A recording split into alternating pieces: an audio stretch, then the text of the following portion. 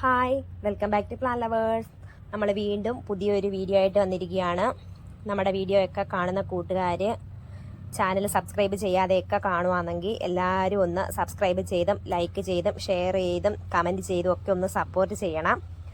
അന്നേരം നമുക്ക് ഇന്നത്തെ വീഡിയോയിലോട്ട് പോകാം. ഇത് നമ്മുടെ ഒരു ബ്ലാക്ക് റോസ് ആണ്. 3 പൂക്കളുണ്ട്. ഒരു മൊട്ട് വിരിയാറായി വരുന്നുണ്ട്. 2 പൂക്കളുണ്ട്. ഇനി ഒരു മൊട്ടുണ്ട്. അതുപോലെ തന്നെ നമ്മുടെ മറ്റു റോസുകളുമൊക്കെ നല്ല ആരോഗ്യത്തോടു കൂടി തന്നെ കിളിച്ച് നിൽപ്പുണ്ട്. നല്ല മൊട്ടുമൊക്കെ വന്നിട്ടുണ്ട് എല്ലാത്തിനകത്തും. അതുപോലെ തന്നെ എല്ലാത്തിനകത്തും തളിരും എല്ലാം നല്ല ഹെൽത്തിയോടുകൂടി തന്നെ വന്നിട്ടുണ്ട്. ഇന്ന് നമ്മളൊരു ഫെർട്ടിലൈസർ കൊടുക്കാൻ പോവുകയാണ്. എല്ലാവർക്കും അറിയാവുന്ന ഫെർട്ടിലൈസർ തന്നെയാണ് നമ്മൾ ഇന്ന് കൊടുക്കുന്നത്. നമ്മുടെ തളിരലയൊക്കെ നല്ല ആരോഗ്യത്തോടു കൂടിയാണ് നിൽക്കുന്നത്. മിക്കവാറും ഉള്ള എല്ലാത്തിനകത്തും മുട്ടുകളും തളിരും ഒക്കെ ഉണ്ട്. ഇതൊരു നമ്മുടെ കാശ്മീരി റോസാണ്. ഇതിനകത്തും ശരിക്കും മുട്ടും പൂക്കളും ഒക്കെ ഉണ്ട്. നമ്മളൊരു 15 ദിവസം മുമ്പ് നമ്മുടെ റോസുകൾക്കെല്ലാം ഫെർട്ടിലൈസർ ഉപയോഗിച്ചായിരുന്നു. അതിനുശേഷമാണ് നല്ല ഹെൽത്തി ആയിട്ട് ആരോഗ്യത്തോടുകൂടിയും വരുന്നത്. എല്ലാവരും ഉപയോഗിക്കുന്നത് തന്നെയാണ്. നമുക്ക് എന്താണെന്ന് കാണാം. ഇത് നമ്മുടെ പഴത്തൊലിയും ഉരുളൻകിഴങ്ങിൻ്റെ തൊലി, പിന്നെ 1 സ്പൂണ് ചായപ്പൊടി, ഫ്രഷ് ചായപ്പൊടി, ഇത്രയാണ് നമ്മൾ ഇതിനകത്ത് ഉപയോഗിച്ചിരുന്നത്. ഇതിനകത്തുനിന്ന് നമ്മൾ 15 ദിവസം മുമ്പ് ഇതിനകത്തുനിന്ന് ഒരു പ്രാവശ്യം ഇതിൻ്റെ കുറച്ച് നമ്മൾ എടുത്താണ് നമ്മുടെ റോസുകൾക്കെല്ലാം ഉപയോഗിച്ചത്. അത് രണ്ടാമത് പിന്നെ വെള്ളം ഒഴിച്ച് വെച്ചിരുന്നതാണ് ഈ ബോട്ടിലിനകത്ത് കാണുന്നത്. ഇത് നമുക്ക് ഇരട്ടി വെള്ളം ചേർത്ത് ചെടികളുടെ ചുവട്ടിൽ ഒഴിച്ചു കൊടുക്കാം. അതുപോലെ തന്നെ സ്പ്രേയും ചെയ്ത് കൊടുക്കാം. സ്പ്രേയറിനകത്ത് കൊടുക്കാൻ വേണ്ടി നമ്മൾ ഇത് അരിച്ചെടുത്ത് വെച്ചിരിക്കുന്നതാണ്. സ്പ്രേയറിനകത്ത് അതിൻ്റെ തട്ടും തരിയൊക്കെ കിടന്നു കഴിഞ്ഞാൽ അത് അടഞ്ഞു പോവും. അതുകൊണ്ട് നമ്മൾ ഇത് അരിച്ചാണ് ഇത് എടുത്ത് വെച്ചിരിക്കുന്നത്. ഇത് ഇലകളിലും തണ്ടിലും എല്ലാം നല്ലതുപോലെ അടിച്ചു കൊടുത്താൽ ഇരട്ടി വെള്ളം ചേർത്ത് അടിച്ചു കൊടുക്കണം. അതെല്ലാവർക്കും അറിയാമല്ലോ, എല്ലാവർക്കും അറിയാവുന്ന കാര്യമാണ്. റോസ് വളർത്തുന്ന എല്ലാവർക്കും ഈ ഒരു ഫെർട്ടിലൈസറിനെ കുറിച്ച് എന്തായാലും അറിയായിരിക്കും. ഈ വേനൽക്കാലത്ത് നമുക്ക് ഉപയോഗിക്കാവുന്ന ഏറ്റവും നല്ലൊരു ഫെർട്ടിലൈസറാണിത്. രാസവളങ്ങൾ ഇപ്പോൾ ഇട്ട് കൊടുക്കുന്നതിനെക്കാട്ടി നമുക്ക് ഇങ്ങനെയുള്ള ജൈവ ഫെർട്ടിലൈസറും വളങ്ങളും ഒക്കെ ഇട്ട് കൊടുത്താൽ ഇപ്പം നല്ലതുപോലെ ചെടികൾ പൊട്ടിക്കിളിച്ച് നല്ലതുപോലെ തഴച്ച് വളർന്ന് പൂക്കളൊക്കെ ഉണ്ടാകും. നമ്മുടെ വീട്ടിൽ നിൽക്കുന്ന ഒട്ടുമിക്ക റോസുകളിലും എല്ലാത്തിലും മൊട്ടുണ്ട്. നല്ലതുപോലാണ് നിൽക്കുന്നതും. ഈ ചൂടൊന്നും അതിനെ ഇതുവരെയും ബാധിച്ചിട്ടില്ല. നല്ല വെയിൽ കിട്ടുന്ന ഭാഗത്താണ് ഇതൊക്കെ ഇരിക്കുന്നത്. നല്ല തളിരൊക്കെ ആയിട്ട് പൊട്ടിക്കിളിച്ച് വരികയും ചെയ്യുന്നുണ്ട് നമ്മുടെ റോസൊക്കെ. നമ്മൾ നമ്മുടെ ഫെർട്ടിലൈസർ ഇരട്ടി വെള്ളം ചേർത്ത് നമ്മൾ ഇത് സ്പ്രേ ചെയ്യാൻ പോവാണ്. സ്പ്രേയറിനകത്ത് ആക്കിയിട്ടുണ്ട്. ഇത് ചെടികളുടെ തണ്ടിലും മുട്ടുകളിലും ചുവട്ടിലും എല്ലാം നമുക്ക് സ്പ്രേ ചെയ്ത് കൊടുക്കാം നല്ലതുപോലെ. അതുപോലെ തന്നെ ഇതിന് ഇപ്പം എന്തെങ്കിലും ഇല മുരടിപ്പും അതുപോലെ തന്നെ മുട്ട് കുരുടി വരുന്നതും കരിഞ്ഞു പോകുന്നതും ഒക്കെ പ്രശ്നമുണ്ടെങ്കിൽ എക്സോഡസ് അടിച്ചു കൊടുക്കണം. വൈകുന്നേരം 15 ദിവസം കൂടുമ്പം എക്സോഡസ് അടിച്ചു കൊടുത്താൽ നല്ല മാറ്റം വരും നമുക്ക്. അതുപോലെ തന്നെ രാവിലെ മാത്രം ഞാൻ വെള്ളം ഒഴിച്ചു കൊടുക്കുന്നത്. ഇതൊക്കെ നമുക്കൊന്ന് ശ്രദ്ധിച്ചു കൊടുത്താൽ ഈ ചൂടത്ത് നമുക്ക് റോസ് നല്ലതുപോലെ വളർത്തിയെടുക്കാൻ പറ്റും.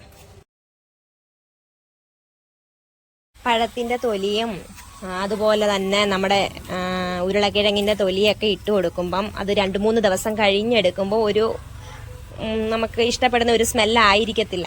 ഒരു വല്ലാത്ത സ്മെല്ലായിരിക്കും. അതൊന്നും പറ്റാത്തവർ രാസവളം ഇട്ട് കൊടുത്താൽ മതി. രാസവളം ഇട്ട് കൊടുക്കുമ്പം നിങ്ങൾ ഒരു കാര്യം കൂടി ശ്രദ്ധിക്കണം. ഒരു നേരം നനച്ചാൽ പോരാ, 2 നേരമെങ്കിലും നനച്ചു കൊടുക്കണം. അല്ലെങ്കിൽ പ്ലാന്റ് കരിഞ്ഞു പോവാൻ സാധ്യത കൂടുതലാണ്.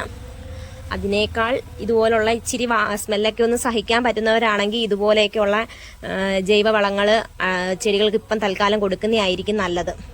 റോസുകൾക്ക് മാത്രമല്ല, നമ്മുടെ ഫ്ലവറിങ് പ്ലാന്റുകൾക്ക് ഏതിന് വേണമെങ്കിലും നമുക്ക് ഇത് അടിച്ചു കൊടുക്കാവുന്നതാണ്. നമ്മുടെ ഒരു ഫൈറോപ്പാൽ ബോഗൻവില്ലയാണ്. ഞാനിതൊക്കെ റോസിന് മാത്രമല്ല അടിച്ചു കൊടുക്കുന്നത്, എല്ലാ ഫ്ലവറിങ് പ്ലാന്റിനും ഞാൻ അടിച്ചു കൊടുക്കാറുണ്ട്. ഇതുവരെ മറ്റ് അഗ്ലോണിമ അങ്ങനെയുള്ള ഇല ചെടികൾക്കൊന്നും നമ്മൾ ഇതുവരെയും അപ്ലൈ ചെയ്തിട്ടില്ല. അതുകൊണ്ട് അതിൻ്റെ കാര്യം എനിക്ക് അറിഞ്ഞുകൂടാ. അതുപോലെ പൂച്ചെടികൾക്കെല്ലാം ഞാനാണെങ്കിൽ ഈ ഫെർട്ടിലൈസർ അടിച്ചു കൊടുക്കുന്നുണ്ട്. നമ്മൾ എല്ലാത്തിലും സ്പ്രേ ചെയ്ത് കൊടുത്തു. എല്ലാ റോസുകൾക്കും ചെടികൾക്കും പൂച്ചെടികൾക്കും എല്ലാം നമ്മൾ സ്പ്രേ ചെയ്ത് കൊടുത്തിട്ടുണ്ട്. രാവിലെ നനയ്ക്കാൻ പറ്റാതെ ജോലിക്കൊക്കെ പോകുന്ന ചേച്ചിമാരും അനിയത്തിമാരും ചേട്ടന്മാരും ഒക്കെ ഉണ്ടെങ്കിൽ അവരൊക്കെ വൈകുന്നേരം ഒഴിച്ചു കൊടുത്താലും മതി വെള്ളം. രാവിലെ അവർക്ക് പിടച്ചടിച്ച് രാവിലെ പോകേണ്ടുന്നവർക്ക് അതിനൊന്നും പിന്നെ സമയം കാണത്തില്ല. രാവിലെ ചെടിയും കൂടെ സംരക്ഷിച്ചുകൊണ്ട് നിൽക്കാൻ വൈകുന്നേരം വന്നിട്ട് നിങ്ങൾ സാവധാനം ഒഴിച്ചു കൊടുത്താൽ മതി.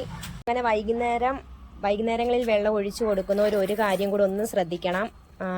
വെള്ളം ഒഴിച്ചു കൊടുത്തതിന് ശേഷം മാത്രം ഫെർട്ടിലൈസർ സ്പ്രേ ചെയ്ത് കൊടുത്താൽ മതി.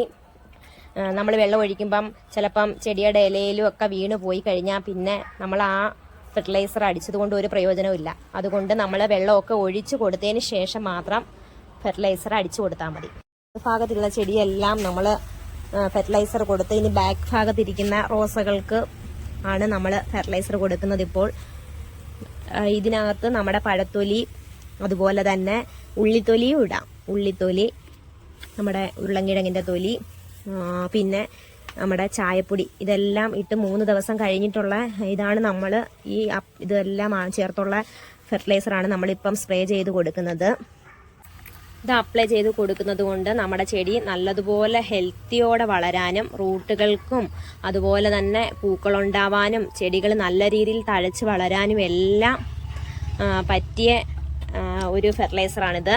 ഇതിനകത്ത് പൊട്ടാസ്യം അടങ്ങിയിട്ടുണ്ട്, അതുപോലെ തന്നെ കാൽസ്യം അടങ്ങിയിട്ടുണ്ട്, നൈട്രജൻ അടങ്ങിയിട്ടുണ്ട്, ഫോസ്ഫറസ് അടങ്ങിയിട്ടുണ്ട്, എല്ലാം അടങ്ങിയിരിക്കുന്നു. കൂടെ പറയാൻ മറന്നുപോയി, നമ്മൾ ഇങ്ങനെ അരിച്ചെടുക്കുന്ന ഈ പഴത്തൊലി ബാക്കി വരുന്നത് നമ്മളാണെങ്കിൽ ഒരിക്കലും എടുത്ത് വലിച്ചെറിഞ്ഞ് കളയരുത്. അത് നമ്മൾ പോട്ടി മിക്സ് ഒക്കെ തയ്യാറാക്കി ഇട്ടിട്ടുണ്ടെന്നുണ്ടെങ്കിൽ നല്ലതുപോലെ ഇത് ഞെവടി ഇതിൻ്റെ നീരെടുത്തതിന് ശേഷം നമ്മുടെ ആ പോട്ടി മിക്സിലോട്ട് ഇതിൻ്റെ വേസ്റ്റ് കൊണ്ട് ഇട്ട് കൊടുത്താൽ മതി. നല്ലതുപോലെ പിഴിഞ്ഞെടുത്തതിന് ശേഷം മാത്രം നമ്മുടെ പോട്ടി മിക്സിൽ കൊണ്ട് ഇട്ടാൽ മതി. അത് അതിൻ്റെ കൂടെ അങ്ങ് ജീർണിച്ച് ചേർന്നോളും. അത് വലിച്ചെറിഞ്ഞ് കളയരുത്. ഇത് നല്ലൊരു വളമാണ്. നമുക്ക് ചെടികളുടെ ചുവട്ടിലിട്ടാൽ ചിലപ്പം പുഴുവോ എന്തെങ്കിലും ആയി മാറും. അതുകൊണ്ടാണ് പോട്ടി മിക്സിൻ്റെ കൂടെ ആകുമ്പം അത് അതിൻ്റെ കൂടെ അങ്ങ് അഴുകി ചേർന്നോളും.